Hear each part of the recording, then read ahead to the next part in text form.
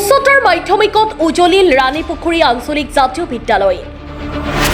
17গৰাকী ছাত্ৰ ছাত্ৰীৰ আটাইকেইগৰাকী সুখ্যাতিৰে উত্তীৰ্ণ সদ্য ঘোষিত উচ্চতৰ মাধ্যমিক চূড়ান্ত পৰীক্ষাত উজলিল ৰাণীপুখুৰী আঞ্চলিক জাতীয় বিদ্যালয়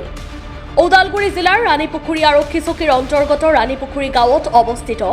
ৰাণীপুখুৰী আঞ্চলিক জাতীয় বিদ্যালয়ৰ ছাত্ৰ ছাত্ৰীয়ে অঞ্চলটোলৈ গৌৰৱ কঢ়িয়াই আনিছে বিদ্যালয়খনৰ 17গৰাকী ছাত্ৰ ছাত্ৰীয়ে উচ্চতৰ মাধ্যমিক চূড়ান্ত পৰীক্ষাত অৱতীৰ্ণ হৈছিল আৰু আটাইকেইগৰাকী ছাত্ৰ ছাত্ৰীয়ে সুখ্যাতিৰে উত্তীৰ্ণ হ'বলৈ সক্ষম হৈছে ডিষ্টিংশ্যন ষ্টাৰ আৰু প্ৰথম বিভাগত উত্তীৰ্ণ 10গৰাকী 6গৰাকী দ্বিতীয় বিভাগ আৰু এগৰাকীয়ে তৃতীয় বিভাগত উত্তীৰ্ণ হৈছে ৰুকসানা পাৰবিন নামৰ এগৰাকী ছাত্ৰীয়ে বিদ্যালয়খনৰ পৰা সৰ্বোচ্চ নম্বৰ লাভ কৰি উত্তীৰ্ণ হ'বলৈ সক্ষম হৈছে উল্লেখ্য যে সদ্য ঘোষিত হাইস্কুল শিক্ষান্ত পৰীক্ষাত উত্তীৰ্ণৰ হাৰ আছিল 82% বিদ্যালয়খনৰ ছাত্ৰ ছাত্ৰীসকলৰ এনে সাফল্যই ৰাইজৰ প্ৰশংসা বুটলিবলৈ সক্ষম হৈছে এইবেলি আমাৰ ৰাণীপুখুৰী আঞ্চলিক জাতীয় বিদ্যালয়ৰ পৰা 17জন ছাত্ৰ ছাত্ৰীয়ে এইচএছ ফাইনেল পৰীক্ষাত অৱতীৰ্ণ হৈছিল তাৰে ভিতৰত আমি 100% ৰিজাল্ট কৰিছোঁ আৰু 17জনেই ভাল ফলাফল অৰ্জন কৰিছে তাৰে ভিতৰত আমি এজন ছাত্ৰীৰ ডিষ্টিংশ্যন লাভ কৰিছে তেখেতে 90.80% লাভ কৰিছে আৰু 5টা বিষয়ত লেটাৰ মাৰ্ক লাভ কৰিছে আৰু দুজন ছাত্ৰ ছাত্ৰীয়ে ষ্টাৰ মাৰ্ক লাভ কৰিছে আৰু 10জনে ফাৰ্ষ্ট ক্লাছ লাভ কৰিছে প্ৰথম বিভাগত উত্তীৰ্ণ হৈছে আৰু 6জনে দ্বিতীয় বিভাগত উত্তীৰ্ণ হৈছে আৰু এজন থাৰ্ড ডিভিজনত উত্তীৰ্ণ হৈছে তো এই ক্ষেত্ৰত আমি খুবেই আনন্দিত কাৰণ এয়া আছিল আমাৰ দ্বিতীয় বেচ ইয়াৰ আগতে হয়তো আমি আৰু এটা বেচ পাৰ কৰিছোঁ সেই বেচখনতো আমি প্ৰথম বেচতো ভাল ফলাফল লাভ কৰিবলৈ সক্ষম হৈছিলোঁ তাতে আমাৰ 26জন ছাত্ৰ ছাত্ৰী আছিল তাৰ 13জনেই আমি ফাৰ্ষ্ট ক্লাছ লাভ কৰিবলৈ সক্ষম হৈছিলোঁ আৰু তাতো আমি 100% ৰিজাল্ট কৰিবলৈ সক্ষম হৈছোঁ আৰু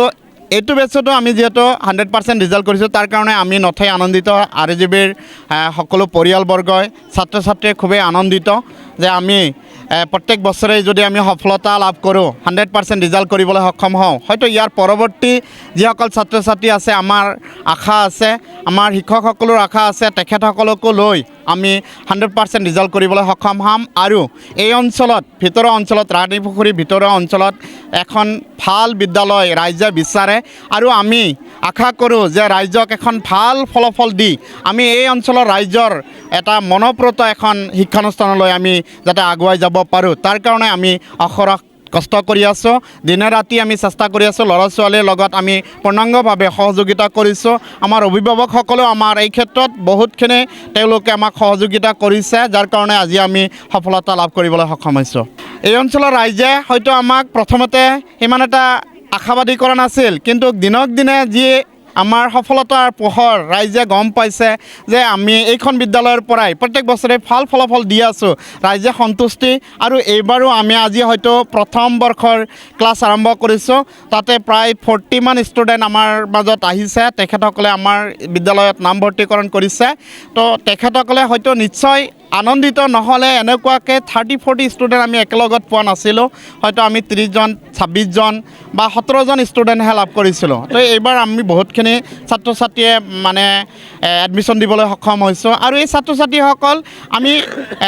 কাৰোবাৰ ঘৰত যাই মাতি লৈ অহা নহয় তেওঁলোকে উপযাচি আহিছে ইয়াৰ পৰা আমি গম পাওঁ যে ৰাণীপুখুৰী আঞ্চলিক জাতীয় বিদ্যালয়ৰ যি সফলতা এই সফলতাই আমাৰ এই অঞ্চলৰ ৰাইজক আকৰ্ষিত কৰিব পাৰিছে তেওঁলোকৰ মনোকামনা হয়তো পূৰণ কৰিব পাৰিছে এইবাৰ পৰীক্ষাত মই ভালে ফলাফল আনিবলৈ সক্ষম হৈছোঁ 90.80% আনিবলৈ সক্ষম হৈছোঁ আৰু এই ফলাফলৰ আঁৰত মোৰ শিক্ষক আৰু মোৰ অভিভাৱকসকলৰ অশেষ অৱদান আছে তেওঁলোকে হয়তো কষ্ট নকৰিলে এনেদৰে মোক উৎসাহ নিদিলে মই ইমানখিনি ফলাফল আনিবলৈ সক্ষম নহ'লোঁ হয় সেইকাৰণে মই শিক্ষকসকলক আৰু মোৰ অভিভাৱকৰ প্ৰতি শ্ৰদ্ধা জ্ঞাপন কৰিছোঁ মই আশা কৰাৰ ধৰণে ভাল ফলাফল লাভ কৰিছোঁ মই 81.6% আনিবলৈ সক্ষম হৈছোঁ এই ভাল ফলাফলৰ আঁৰত মোৰ মাক দেউতাক আৰু মোৰ শিক্ষক শিক্ষয়িত্ৰীৰ অশেষ কষ্টৰ ফলত মই এনেকুৱা ফলাফল লাভ কৰিবলৈ সক্ষম হৈছোঁ নিউজ ডেস্ক ৰিপৰ্ট দ্য খবৰ লাইভ